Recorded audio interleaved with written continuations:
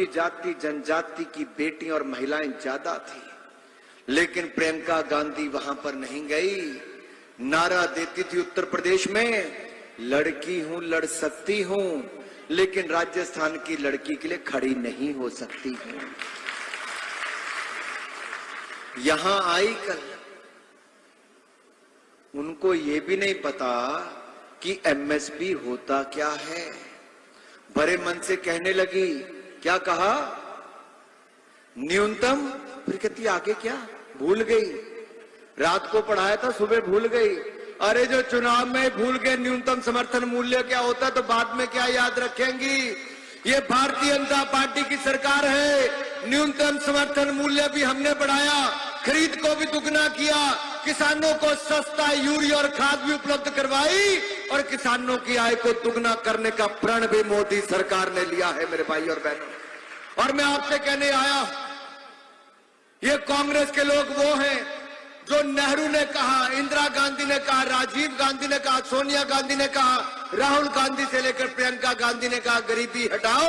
गरीब मिट गया, लेकिन गरीबी नहीं हटी थी। अब मोदी सरकार आई है, 13.5 करोड़ गरीब गरीबी रेखा से बाहर पिछले 5 वर्षों में आए हैं। क्योंकि मेरे भाई और बहनों, 4 करोड़ पक्के मकान, 12 करोड़ शौचालय, 13 करोड़ घरों को नल से जल, 60 करोड़ लोगों को 5 लाख का इलाज मुफ्त में दिया, हर घर को, हर गांव को बिजली पहुंचाई, हर किसी को वैक्सीन मुफ्त में लगाई, दवाई भी मुफ्त दिलाई। अब आगे आप सबको 5 लाख का इलाज बिल्कुल मुफ्त में देगी तो भारतीय जनता पार्टी की सरकार देगी। मेरे भाई और बहनों, याद करो, जम्मू कश्मीर में तिरंगा झंडा जलाते थे कि नहीं जलाते थे? जलाते थे कि नहीं जलाते थे? सैनिकों पर फायरिंग करते थे नहीं करते थे? पत्थर फेंकते थे कि नहीं फेंकते थे? पाकिस्तान का झंडा फहराते थे कि नहीं फहराते थे? अरे कांग्रेस के लोग नपुंसक होकर बैठे रहते थे। मोदी जी ने कहा धारा 370-35 से हटाएंगे, 5 अगस्त को 2019 को धारा 370-35 से सदा सदा के लिए समाप्त कर दी। हर घर तिरंगा अभियान चला, कश्मीर की गली गली में तिरंगा झंडा फहराया गया। अब तो तिरंगे की वो शान है कि यूक्रेन के युद्ध में 23,000 से ज्यादा भारत के छात्र छात्राएं फंस गए थे, लेकिन मोदी जी का एक फोन यूक्रेन के राष्ट्रपति और रूस के राष्ट्रपति को गया कि भारत के बच्चों को निकालना जरूरी है। युद्ध विराम हो गया, भारत के बच्चे हाथ में तिरंगा लेकर भारत माता की जय करके युद्ध की भूमि से बाहर आ गए। अरे केवल भारत के बच्चे नहीं, साथ लगते देशों के बच्चे, बांग्लादेश, पाकिस्तान, नेपाल से लेकर श्रीलंका और यूरोप के देशों के बच्चों ने भी कंप्यूटर से ही प्रिंट निकाला और ऐसे तिरंगा झंडा करके कहते भारत माता की, भारत माता की। मेरे भाई और बहनों, जो तिरंगा कभी कश्मीर में जलाया जाता था, आज ऑपरेशन गंगा में यूक्रेन की धरती पर भी डंका बजा रहा है। डंका बजा रहा है कि नहीं बजा रहा है? तिरंगे का मान सम्मान बढ़ना चाहिए कि नहीं बढ़ना चाहिए? भारत आगे बढ़ना चाहिए कि नहीं बढ़ना चाहिए? अरे पीछे वालों, भारत आगे बढ़ना चाहिए, तिरंगे का सम्मान होना चाहिए। अगर भारत आगे बढ़ना चाहिए तो मध्य प्रदेश की भूमिका को भी आगे बढ़ाना चाहिए, और मध्य प्रदेश की भूमिका अहम है। मोदी जी ने कहा है कि अगले 25 सालों में विकसित देश, विकसित भारत बनाना है। क्या मध्य प्रदेश योगदान देगा? खुरई योगदान देगा? क्या देश का विकास करोगे? क्या गरीबी से मुक्ति दिलाओगे? देश का विकास कराओगे? तो भाजपा को जिताना होगा और भूपेंद्र भाई को रिकॉर्ड मतों से विधायक बनाना होगा। मित्रों, पहले दुनिया भर से भारत मदद मांगता था जब भूकंप आता था। आज नेपाल में भूकंप आया, अफगानिस्तान में लड़ाई हुई, या फिर टर्की, सीरिया या बाकी दुनिया में कहीं भूकंप आया हो या मदद की जरूरत हो, तो भारत मदद मांगने वाला नहीं, अब मदद देने वाला मददगार बना है। ये बढ़ते भारत की ताकत है। पहले 26/11 का हमला हुआ तो मनमोहन सिंह जी साइलेंट मोड पे चले गए, मौनी बाबा हो गए। सोनिया गांधी ने कहा मनमोहन जी कुछ मत करना, आतंकवादियों ने हमला किया, कुछ मत करना। और सोनिया गांधी जी ने उस समय के मुख्यमंत्री को मुंबई में एक फिल्म डायरेक्टर के साथ भेज दिया कि देखो 26/11 के हमले के बाद फिल्म कैसे बनेगी। वो डायरेक्टर को लेकर उस समय का मुख्यमंत्री गया। आज मोदी जी दुनिया के आगे हाथ नहीं फैलाते हैं। जो देश आतंकवाद को पनपाता है और यहां पे घुसपैठ कराता है, हम उसके घर में घुसकर सर्जिकल स्ट्राइक करते हैं मेरे भाई और बहनों। आज आतंकवाद को बढ़ावे देने वाला देश दुनिया के सामने गुहार लगाता है कि मोदी से बचाओ, भारत से बचाओ। ये फर्क है उस समय की सरकार का और आज की सरकार का। मेरे भाई और बहनों, मैं आपसे खुले रूप में पूछता हूं, क्या आपको जब शौचालय, पक्का मकान, दवाई, वैक्सीन, अनाज, बैंक खाते से लेकर बिजली का बिल, इन सब के बारे में किसी ने आपका जाति धर्म पूछा कभी? क्या आपका जाति धर्म पूछा किसी ने? गरीब का हक देने का काम किया। हमारे लिए गरीबी एक जाति है। हम गरीब को गरीबी से मुक्ति दिला के संपन्न और समृद्ध करना चाहते हैं। कांग्रेस जाति और धर्म में बांटना चाहती है। मैं इतना ही कहूंगा, हम जाति धर्म में नहीं बांटेंगे, हम हर एक भारतीय को समृद्ध और संपन्न करेंगे। भूपेंद्र भाई, हवाई अड्डा तो आप बनाइए, नई नई रेलवे लाइनें भी चलाइए, लेकिन एक जिम्मेदारी अपने छोटे भाई को दे देना कि जब आप बड़े मंत्री, बड़ा पद लेकर यहां पर आओ तो एक शानदार खेल स्टेडियम अपने छोटे भाई को भी बनाने का अवसर दे दो। बनाना चाहिए खेल स्टेडियम का, नहीं बनाना चाहिए?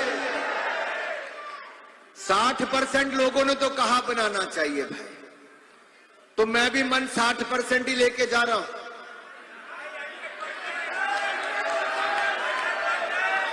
ये इधर वालों ने हाथ खड़े किए कि स्टेडियम बनना चाहिए, इधर वालों ने कुछ नहीं कहा।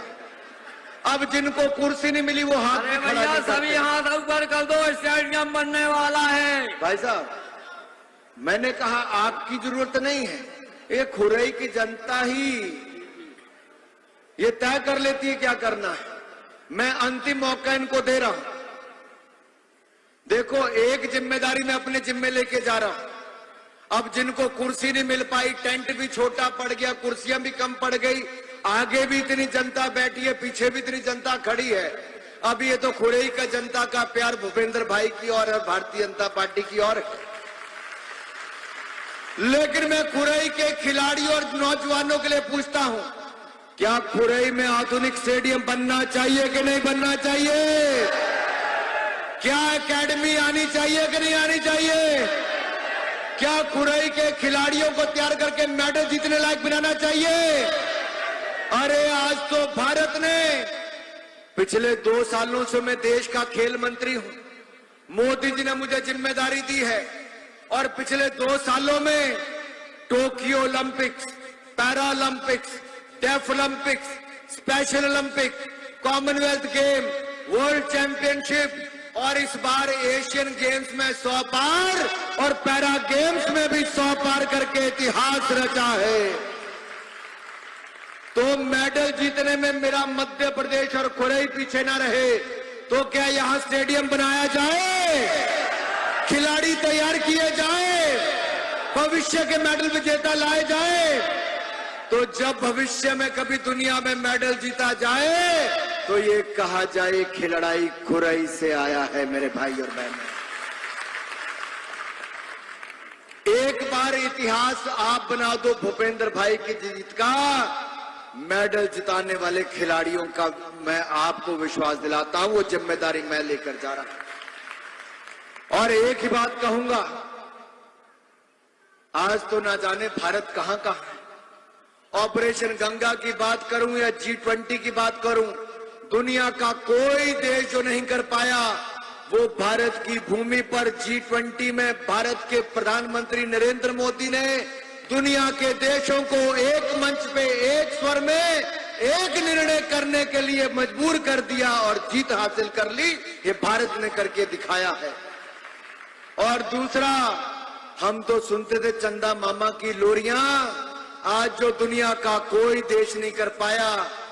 अरे यहां तो एक और मामा की बात होती है। किसकी? शिवराज मामा की। लेकिन चंदा मामा पे, दक्षिण ध्रुव पे दुनिया का कोई देश नहीं पहुंच पाया। भारत के वैज्ञानिकों ने विक्रमयान को भी वहां पर पहुंचाया, विक्रम लैंडर को भी पहुंचाया। मेरे भाई और बहनों, आज चंद्रमा के शिव शक्ति पॉइंट पे भी तिरंगा फहरा रहा है। लेकिन मैं आपसे पूछता हूं, कांग्रेस तो कहती शिव शक्ति पॉइंट क्यों रखा? आपको शिव शक्ति नाम से कोई विरोध है?